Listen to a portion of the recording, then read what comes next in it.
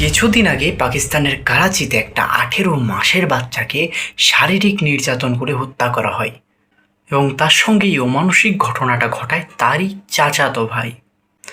একবার তার মায়ের কান্নাটা শুনুন। मेरा बच्चा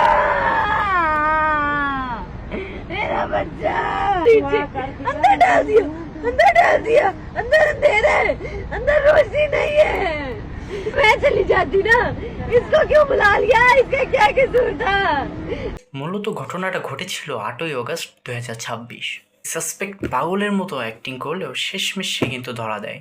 তার স্বীকারোক্তির পর পুরো পাকিস্তান এখন তার ফাঁসির দাবি করছে।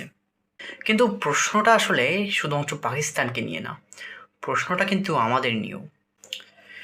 বাংলাদেশে প্রায় প্রত্যেকটা মা বাবাই কিন্তু একটা সেম মিস্টেক করে। কাজের চাপে বা নিজেদেরকে কিছুটা সময় দেওয়ার জন্য তাদের বাচ্চাকে কোনো আত্মীয়ের বাসায়, পরিচিত কারোর বাসায় বা অন্য কারোর বাসায় রেখে আসে। তাদের মূল ধারণা যে আমি কিছুটা আরাম করে নেব, কিছুটা আমি নিজেকে সময় দেব। ম্যাক্সিমাম টাইমে রান্না বাড়া অথবা ঘরের কাজগুলোর উপর ফোকাস করার কারণে মূলত এইগুলো করা হয়। আমাকে একটা প্রশ্নের উত্তর দিন তো, আপনার বাচ্চা এমন কারোর কাছে আছে যার কাছে আদতেও সে সেফ কিনা সেটার গ্যারান্টি আপনি দিতে পারছেন না? আপনি কি শান্তিতে কিছুক্ষণ আরাম করতে পারবেন? বা সো-কল্ড ঘরের কাজগুলো কি আপনি মন দিয়ে করতে পারবেন?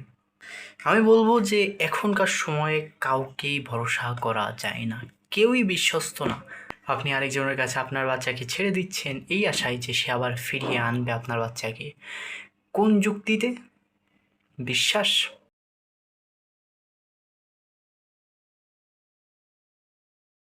কি সুন্দর দুজনে বাচ্চার মতো খেলা করছে, কিন্তু তার মনে আসলে কি চলছে আপনি কি আগে থেকে ধরতে পারছিলেন জিনিসটা? কেউই পারে নাই, কারণ এটা সম্ভব না। এই টাইপের ঘটনা আপনি শহর দেখেন, গ্রামে দেখেন, সব জায়গায় সেমই রিপিট হয়।